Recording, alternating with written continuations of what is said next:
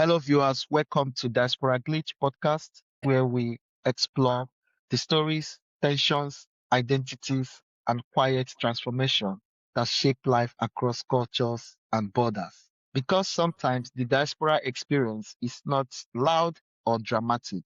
Sometimes it lives in small things, family stories, food, language, neighborhood, memory, or even the feeling of never fully fitting into one box. Today's guest brings together so many layers of that experience. Lennert Werner is a PhD candidate in spatial planning at Radboud University, researching intercultural planning, inclusive urban regeneration, and how cities can better reflect the realities of their diverse communities. But beyond academia, Lennert's story is deeply personal. Born in Amsterdam to a Dutch mother and an Indonesian father, whose journey to the Netherlands is rooted in colonial history and migration. Lennert has spent much of his life navigating identity, belonging, heritage, and place. Outside research, he's also a football lover, music enthusiast, and entrepreneur who turned a passion for sneakers into a thriving business. Lennert, I'm genuinely excited for this conversation. Welcome to Diaspora News. Hi, Joseph. Thank you so much for these kind words. I really appreciate you inviting me to this podcast, and I'm so much looking forward to our conversation as well. Thank you very much, Leonard. I'd love to begin where identity often begins, with Yeah. family roots. So let's talk about your dual heritage and identity, growing up between worlds. One thing I find fascinating about second generation experiences is how identity is often inherited in fragments, stories, habits, silence, migration, and memory. Can you take us into your family story a little? What was it like growing up with both Dutch mother and Indonesian father? Well, yeah, that's a very interesting question to start off with, because indeed it was, at first, it was very normal because I grew up in Amsterdam the first years of my life. And as you know, it's a very multicultural city. And Yeah. yeah, like almost 200 different nationalities are living there nowadays. So, it wasn't quite unusual to grow up there. But then, yeah, when I was almost 6 years old, I moved to Deventer, and that is a smaller city in the east of the Netherlands. Yeah, it's about 100,000 people, yeah, residents. And I think most of the international residents are from Turkish descent. Yeah. So what I experienced in primary school was that people who thought I was from a different background, they assumed that I was from a Turkish background, Yeah. because that was the only other very representative group in Deventer. Yeah. So that was the first time that I was actually confronted with the fact that I have a different background from, or at least look different from what a Dutch person in my surroundings back then was looking like. So Yeah. that was the first time I reflected on me being also Indonesian. So yeah, that's where it Interesting, starts. interesting experience. I'm talking about your heritage. Yeah. What parts of your Indonesian roots were present in everyday life growing up? Do you feel connected to Indonesia as a child, or was it something you understood more deeply later in life? I think that came later, because so many things that were just implicit. First and foremost, I'm a latecomer. I think that is inherited from my Indonesian background, Yeah. and also, yeah, more specifically, like my love for spicy food and things like that. They were all normal when I was a kid, and I didn't realize till I started eating with people from different backgrounds, and they Yeah. were complaining about my spice. So I think that those things are the most, that are coming most to the forefront. But other than Yeah. that, I think, I'm also very, very much of an introvert when it comes to talking about my feelings. So I Yeah. think that is something that is definitely coming from there. And yeah, other than that, I don't see any. Yeah, maybe there are, but I don't see any significant Yeah. things from back then. I can relate with this. I mean, especially with the spicy aspect of the conversation. As a Nigerian, we also have our own share of you know eating a lot of spicy food, Yeah. and that also is a way of also knowing the typical Nigerian when you see one. And let me say, growing up in the Netherlands, did you ever feel caught up between cultures? How would you describe your identity today? Yeah, that's a very relevant question for me nowadays as well, because indeed the last, yeah, so many years, I think 5 6 years, I have been Yeah, starting to wonder about it more and more. Indeed, also based on my previous visits to Indonesia, and yeah, also of course living the majority of my life in the Netherlands. So yeah, now I realize that indeed, like many other people like me, like second generation uh, yeah, Dutch Indonesians, they feel like in between, in between yeah, cultures. And I yeah. think there are multiple even studies or books written about that, or documentaries, because yeah, it's something you don't feel like as if you're in one, Culture. yeah, in one culture. You don't tick all boxes when it comes to one of Yeah. those two. So So yeah, so like so so there were moments you became more aware of being different then. yeah, yeah, yeah, certainly. And of course, that started when I was younger, when it came to, more negative experiences when it Yeah, comes to how I look. But later on, I started reflecting on the fact that um, yeah, like what do I actually inherit from the Dutch culture and what do I inherit from the Indonesian culture? And then yeah, I realized that I feel more Dutch, certainly, than Indonesian nowadays, because yeah, I know way more of how it goes here in this country. And I see also, I reflect on the experiences that I had with people, interacting with people from both countries. And yeah, yeah, like I can especially say about Indonesians that yeah, they don't see me as an Indonesian. I'm just a, yeah, Western guy, so yeah. to say. Yeah, I can imagine it is a very difficult box to find yourself in, where you don't fully get recognized as Indonesian, but also on the part of the society where you are growing up in the Dutch world, you also don't get fully identified, as Dutch, especially being growing up as a child. So I think many second generation children grow up carrying histories they didn't personally experience, but Yeah. still somehow inherit emotionally. And I'd like to go deeper in this. How much do you think colonial history shaped your family's story, even indirectly? I think very much. And that also reflects on how yeah, what I just said about like how I deal with my feelings and Yeah, outing my feelings, yeah, because yeah, my grandpa, I never knew him, but yeah, like my father's father, he was the one that came to the Netherlands with yeah, my father and his brother and sister. And back then it was very hard and very traumatizing for him to talk about his experiences with yeah, the country that he grew up in himself, in Indonesia. So I think that is something that's also a missing part of what I know about my yeah, past, yeah, yeah, about my family tree and such, but also, personal. I don't know a lot of my Indonesian family because, yeah, it's just not talked about, and not everyone came to the Netherlands as well. So, yeah, there are many reasons. But yeah, I think that colonial part is reflecting a lot of how I am today, and also how I think about where I fit most currently. yeah, yeah. I mean, these are quite very deep experiences to live with. And I'm happy that in this space we are talking about this more freely, helping to understand how dual heritage can really shape one's identity. Do you think Dutch society fully understands the Indonesian Dutch experience? Yeah, it depends on who you ask. That's the most important thing, I think. I think especially the higher educated people, or the ones that are interested in history, they Yes. know, and also the ones that are like living with people from different backgrounds, because it's the firsthand experience on your interaction with people from different backgrounds. Yeah, I think that defines your perspective and outlook on life, and absolutely. also on histories of a particular country or background or person. I know that many people also don't, but I also certainly acknowledge a lot of people do understand and know more than Yeah. what I previously thought. And many people do not understand, the deep sociocultural and perhaps political relationship between the Netherlands and Indonesia, dating all the way back to colonial times. And what is interesting is identity isn't only shaped by family history, but is also shaped between these two worlds. Sometimes it's shaped by movement itself. By returning to places and connecting to your roots, I'm going to take you back to Indonesia now. Can you help us understand?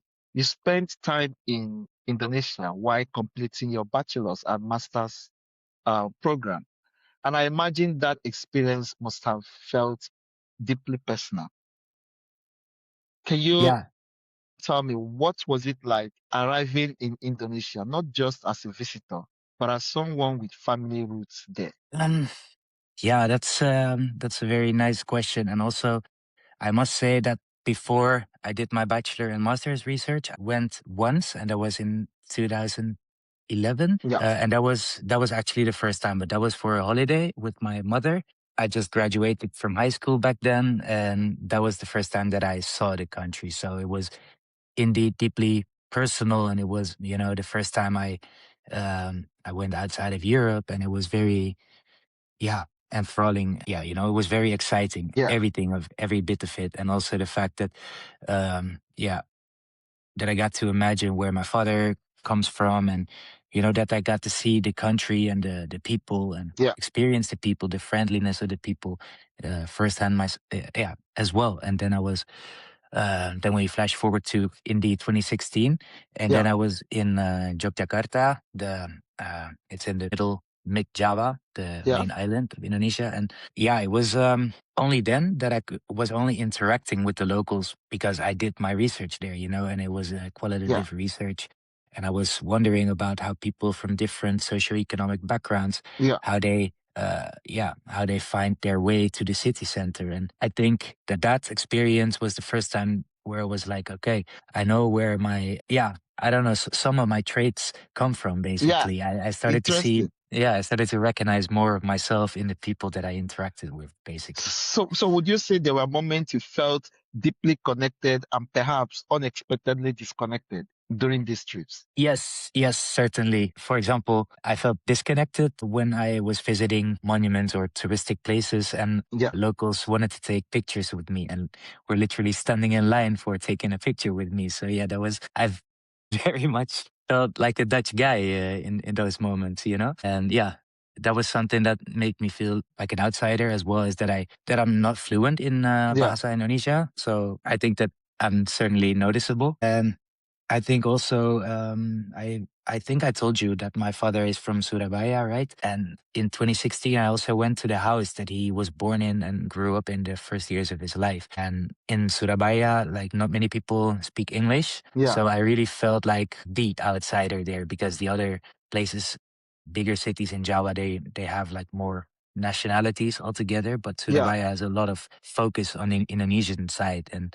yeah, there I felt like very much like a stranger. Yeah, I can imagine.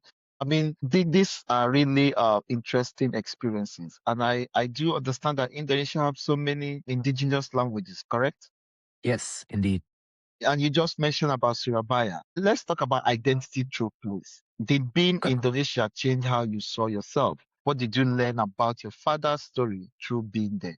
That's a tough question. Also, because I think mostly realized that was also a dilemma for my father, because I have to say my father passed away when I was 10 years old, so I can't ask him these things now. Yeah, yeah. Unfortunately, yeah, I think I My realized. condolences. Thank you, Joseph. But yeah, I think that is the realization that he Yeah, didn't feel Indonesian as well, because he wasn't supposed to talk about like Bahasa Indonesia, yeah, and it's also has to do with his father, processing the trauma and such. So my father also grew up in a very Dutch way, or as Dutch as they yeah, could be. yeah. So I think that was the most important realization, that I was like, wow, he felt in between cultures already as well. And yeah, when I was younger, I didn't know that because he was born there, and I thought he would feel Indonesian more than Yeah. I know now. So that is the most important thing. Do Yeah. you think, second generation people sometimes romanticize or fantasize their ancestral homeland? Yeah, I think so. Especially when you're younger or haven't been to your ancestral homeland. Yeah. yet, because indeed, like many people think about Indonesia as if it's like a tropical paradise with palm Yeah. trees and all that. And I mean, it partly is, but it's way more. And also, yeah, I also understand the reason why my father's parents left there, Yeah. left the place, because they felt outsiders, because they weren't considered as Indonesians, and that Yeah. was, yeah, that is a harsh reality that you only experience when you're either visiting there or have a Yeah. deep rooted family history, of course. So yeah, that is, I think that So that is very important for others as well, for other people. yeah, I can imagine lots with similar heritage will resonate with this conversation. So Yeah. is it possible in Indonesia there are certain group who are not fully considered Indonesian among the locals? Right now, you mean? Yeah. Yeah, certainly. Yeah, I don't have like the perfect example, but I know that there was a time that Chinese Indonesians were discriminated a lot. Ah, I see. And yeah, there are more groups, certainly. I Mm, think the marginalized groups also when it comes to religion, because Islam is the main religion there. So yeah, that also has to do with it. And yeah, it's hard to say for me because I don't live there and I didn't grow up there, So yeah. I know that there are more groups that are also discriminated still there, but Yeah. yeah, and of course, how can I forget the Moluccan, the Maluku people from there? Yeah. Yeah. They have tried to be independent for so many years already, and yeah, as you know, in the Netherlands there are a lot of Moluccans too. So Yeah. yeah, I think that that is still very important that people from regions like Papua, Maluku, that they're Yeah. yeah, maybe not on the same boat, but like is that a saying? In Dutch it is, Yeah. but Yeah. okay. Yeah, these diversities makes this conversation, very unique. And this layer of realities that is what this podcast, stands for, to how people can share experiences that are, embedded in multiple realities. Yeah, When you look at the time you spent in Indonesia and also your time also in the Netherlands, where do yeah. you think you are better received at home? Well, that's it's hard to say because I also know that in Indonesian culture, people are like when you're just walking in a neighborhood, for example, Yeah, they're so curious about you, and that is yeah, something that I certainly don't experience here. I also don't. I wouldn't want to experience that feeling, I guess, when living in a city because you feel yeah, like you have to hide all the time in order to do yeah, something yeah, private, So yeah, I think it is something that I really appreciate there. Yeah, on the other hand, I'm not sure how I would thrive if I would be living there, because that is something I have lived there for a few months, a number of yeah. months in those years that I told you, 2016, 2017. You Yeah, were and never fully considered Indonesia. no, never, never, no. I see. They have like the word bule for that. That's like yeah, like tourists or people from a different country. I see. I mean, that in between space can be such a powerful but complicated experience, Yeah, where within you know you are a part of the culture and a part of the heritage, but locals do not see you that way. And yeah, interestingly, after returning from Indonesia, another chapter of your life began, one that turned passion into survival and eventually entrepreneurship. Let's talk about the sneakers. yeah, for sure. I love stories where necessity and passion collide, because that's often where creativity is born. You started a sneaker business after returning from Indonesia while Yeah. trying to make some money. How did that idea grow into something that you eventually decide to trade upon? Yeah, it's indeed, as you already mentioned, it had to do with survival. That was the very first reason. Be- because I came back, because, when I was like 15, I started working at Albert Heijn as a retail stock clerk, Yeah, yeah, yeah, vakkenvuller in Dutch. yeah, And yeah, I did that until I left for my research in Indonesia. And then I had no job. So when I came back, the money went lower and lower. So yeah, then I yeah, realized, expectedly. yeah, yeah. But yeah, on the other hand, I was also very busy with the research and, yeah, the fact that the master's is so much busier and more intensive than a bachelor. So I was like, yeah, in two minds, like, what should I do to, yeah, get money and also go forward with my education? And then I thought I learned more and more about shoes, about sneakers. And it was also a passion from when I was a kid, basically. Like when I Yeah, was in primary school, I always wanted the sneakers that no one else in my direct environment had, you know? So I was yeah, always yeah, looking for unique things. And yeah, I just put two and two together in back in 2017. And of course, it started slowly, but yeah, I started investing more and more. And now I supply to different stores and do a lot of things online still, but it's on the side because I also have a main job, of course, yeah, at yeah. Radboud University. Yeah, yeah, yeah. I mean, it's nice to see how very small ideas can grow into something bigger. You know, everybody needs a side job, especially in Mm. the world that we live today. So if one have moments when you realize hobby, can become real venture, then why don't you explore it? So Yeah, it's a very interesting story to hear. And speaking about, the culture of dressing, sneaker culture itself is deeply connected to identity, music, sports, and expression. What drew you into it?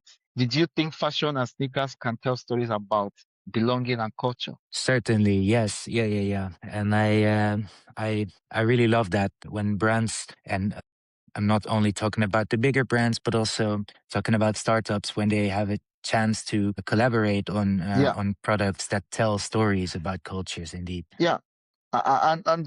It's nice to hear this and seeing your passion for football and all of those kind of culture with dress type, makes a lot of sense right now. You Yeah. mentioned the business grew during the pandemic. What was that period like? Yeah, it was very different because it was a different market as well than it is nowadays. Yeah, So it also, but that's also a different story. I think many people, because there was a lockdown, of, as you know, or multiple, so many people started just buying things with their spare money, you know? yeah, And that's when the sneaker market really exploded and got many more newer like yeah, resellers who don't have like any affinity to sneakers before that, you know? So I think that was when shoes really started going to new heights when yeah, yeah, shoes that cost in retail €100, they went for like up to 1,000, maybe even more than that. yeah, And yeah, of course, if you had like an eye for which shoes, which models, which colors, and which sizes you had to go for, like what the demand was basically, then yeah, yeah, it was definitely a booming business. And that's also why I did that for a number of years. And then my chance to start working at the university came. So I reduced the time that I spent on my sneaker business and yeah. increased the time at university. So yeah, Yeah, yeah, I'm happy to see how the pandemic came with a lot of challenges, yeah, in terms of networking in person, out going out and traveling. But underneath those challenges also were opportunities for business to evolve and to grow, business such as yours. certainly. Yeah. I'm motivated to also see that you seize the moment, you know, to also grow your business. I'd Yeah. like to ask, Thank did you. entrepreneurship teach you things academia couldn't, for example? Yeah, I think so. And I also can motivate it because like my PhD research right now, it's also very practice oriented, you know, because I also speak to a lot of residents still for my research. So it's confirming the fact that the practice side of things and that Yeah, yeah, things always don't need to go with a lot of theory and a lot of papers. yeah, And you know what I mean? And that that is a totally different world and also something that made me less motivated to stay full time in sneakers, I think, yeah, because it was definitely engaging and it was very nice because there was a large variety in customers and people that you met. yeah, I have many good stories about people I met through that, you know, but yeah, I think it wasn't going deep enough, you know what I mean? So yeah, right now I can do something, hopefully do something good for society. And yeah. yeah, that is something that was missing except for supplying someone with good sneakers, you know? So yeah, Interesting, to see these lessons. And what would you say that chapter taught you in terms of risk, ambition, and yourself? I think it both taught me good and bad because yeah, it definitely taught me that I could grow into something because at first I was hesitant into opening a business or investing that much money into shoes. Yeah. But yeah, I learned that it can actually pay back and it can benefit you like a lot. But you also see a risk that it is a limited risk though, because sneakers never turn worthless, you know. So Yeah. Yeah. it's not like stocks or crypto or whatever, Yeah. you know. Yeah. Yeah. They can drop like massively, and that's the positive thing with sneakers, that there's always someone or yeah that you can sell them to. But the thing is, very much it's demand driven, it's popularity. So I have a lot of sneakers. That's why I'm looking there. I have a Yeah. lot of Yeah. sneakers. Yeah. Interesting. I should just probably come and get one too. Yeah, yeah, for sure. I can get you what you want. So let me know. So yeah, it's also they have like, it's not that they have an expiry date, but it's also you can keep them for 20 years. You know, so Yeah. yeah, you got to move them at one point, and that is something that I also learned, Interesting. that you should learn about when to change or when to start investing in a different thing. Yeah. Yeah. That's definitely not coming from academia. Yeah. An interesting experience. Definitely, I agree with you. Learning what it means to invest and in what kind of product to invest is something that you learn in practice, Yeah. and one that the pandemic has really equipped you with the skills, and why entrepreneurship grounded you in one word. Your academic work seems deeply connected to another question entirely: how people experience cities, belonging, and participation. Yeah. So tell me, in this world, your research feels deeply human because it's not just about building or planning, it's about people, Yeah. memory, culture, and whose voices get heard. What drew you towards spatial planning and intercultural planning specifically? Well, I was actually, because I did my master's in human geography and not in spatial planning. That is the first thing to mention, I guess, because that tells that I'm always interested in, the human side, the human Yeah, processes, the different perspectives that are there and that are to be found within communities, especially. That's also why I love exploring new countries and new cities, because yeah, there's so much to learn, And I think that, yeah, after I graduated my master's, so I went full time into sneakers, as you know. yeah, But yeah, I was basically recommended by my former thesis supervisor to help with a project that yeah, was focusing on how people feel about their integration in the Netherlands, yeah, and it was refugees basically. yeah, And I was doing qualitative research and helped interview those yeah, refugees with their experiences. And then I was drawn more into the Radboud University and yeah, more about, I was a junior researcher there for a few years first. And yeah, then we started developing my proposal for how this cultural diversity could actually be incorporated more effectively in things around spatial planning, because that yeah, is something that's a niche that isn't, at least in the Netherlands and in Europe, not really as well. It isn't there yet. It is an approach, this intercultural planning that is coming from Canada, but it isn't fully, especially ingrained in society in the institutional side, which yeah. is why the practice really diverts, and that is something that is to be improved. And I think that my supervisors, they realized that and they steered me in that direction. So I think that is Interesting. the story. Of course, that I also have like personal experience with people from different backgrounds and how they can sometimes feel. But yeah, as I told you, I also feel like a Dutch person. So I feel like I can be some sort of bridge between understanding and being understood. Interesting perspective. And just before I ask about you, I connect this to your personal heritage. Can you Yeah. explain the intercultural planning framework in simple terms for listeners unfamiliar with urban planning? Well, yeah, for sure. I think that it is first and foremost about acknowledging, and not only acknowledging, but also learning how to interact in efficient ways Yeah, with people from different backgrounds, because people from different backgrounds have different, previous experiences, different yeah, histories, yeah, either good or bad, that defined them, And I indeed. think that, Yeah, and I think that especially that the mindset that they have and the experience that they have with, for example, participating in how their neighborhood would look like in the future, Yeah, that is something that can be improved because from a Dutch perspective, it is very normal to participate in these processes. But yeah, can imagine that if you just come here last week, from I don't know, any country that is not in Europe yeah, and maybe some European countries too, that they wouldn't find it normal to be of influence in this process of indeed. defining what their place would look like. And I think that much communication about these processes is also still in Dutch or in local language of a particular country. And I think that that is something that is really to be improved. So that's why my Yeah, research. I think this is quite interesting, especially helping to, empower the voices of newcomers, making them stakeholder in their own communities, especially where they have maybe recently moved in or hope to be part of for a longer time. Yeah. What do cities often get wrong when trying to involve culturally diverse communities?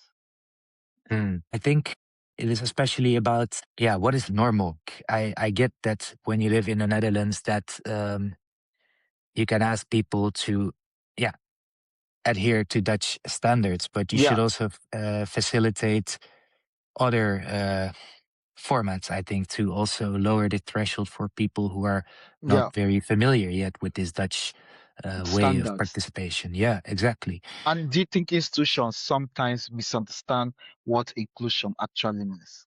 Yeah, definitely.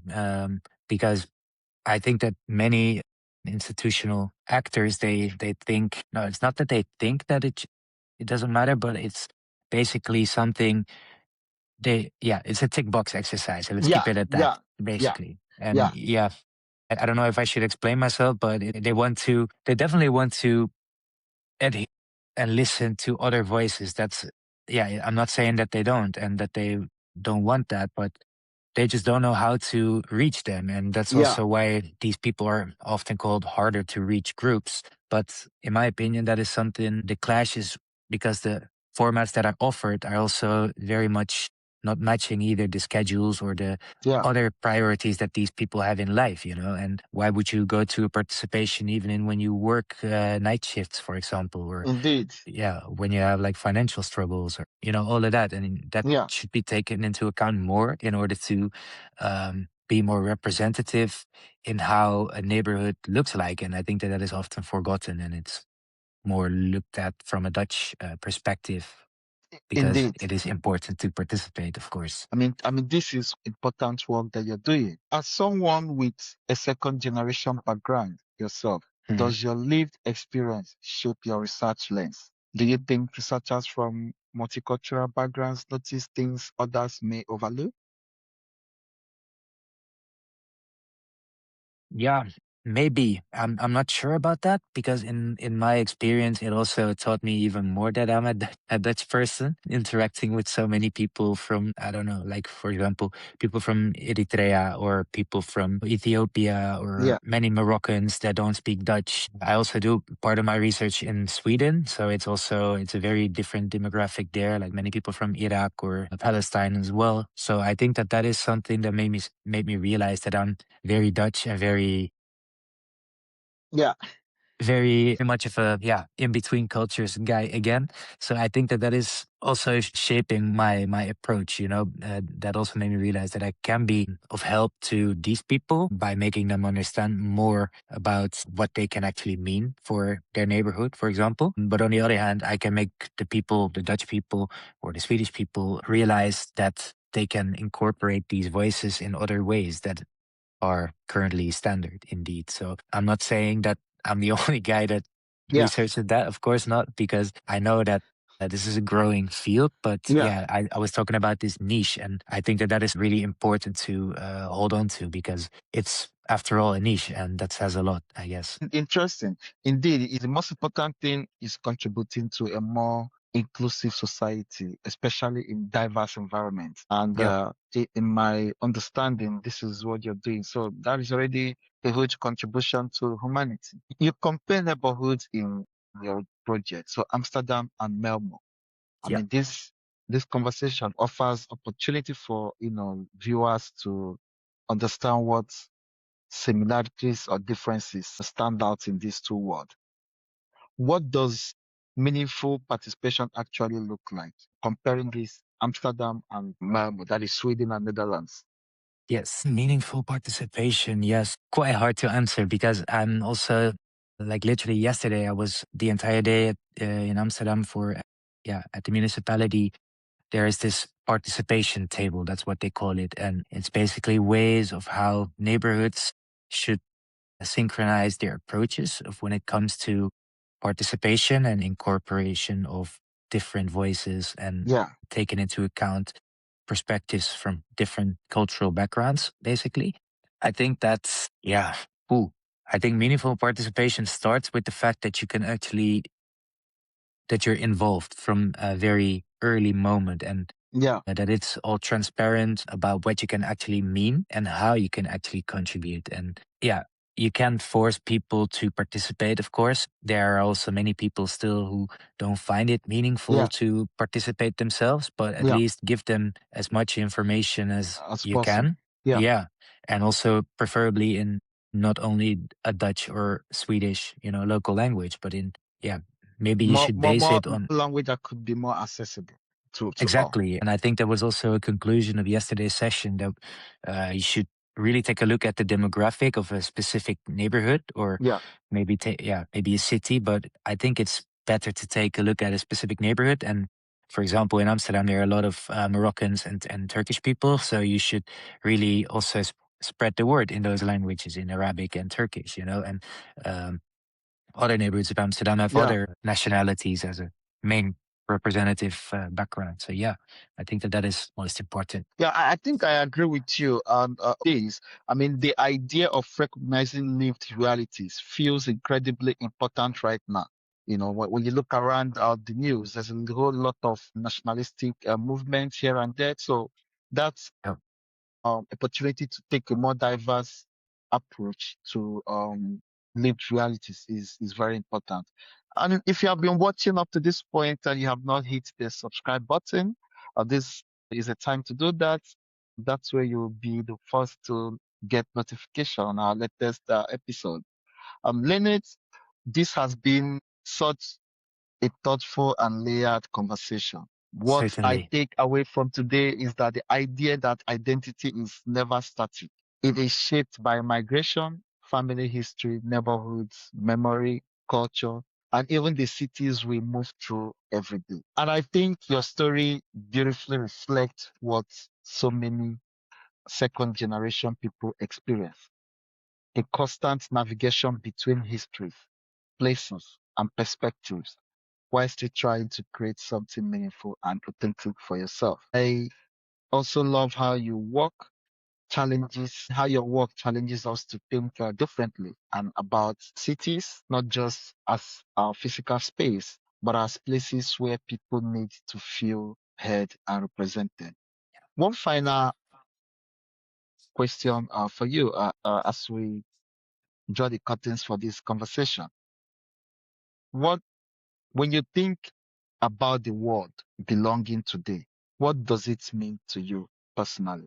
I think it starts with the place where you feel at home and where you're accommodated in the things that you want in life and the things that you need as well or that you want to accomplish. And if there are people, whether it is family or friends, that can be part of this, I think that is, yeah, most particularly what it means for someone to belong somewhere. And that is also why I value my research approach so much, because I think that is also how you can accommodate people to be more part of Dutch society, by accommodating them Yeah, in more ways. well, this is well reflected, Leonard, and I appreciate the way you frame this idea of belonging. To everyone listening, thank you for joining us for another episode of Diaspora Glitch.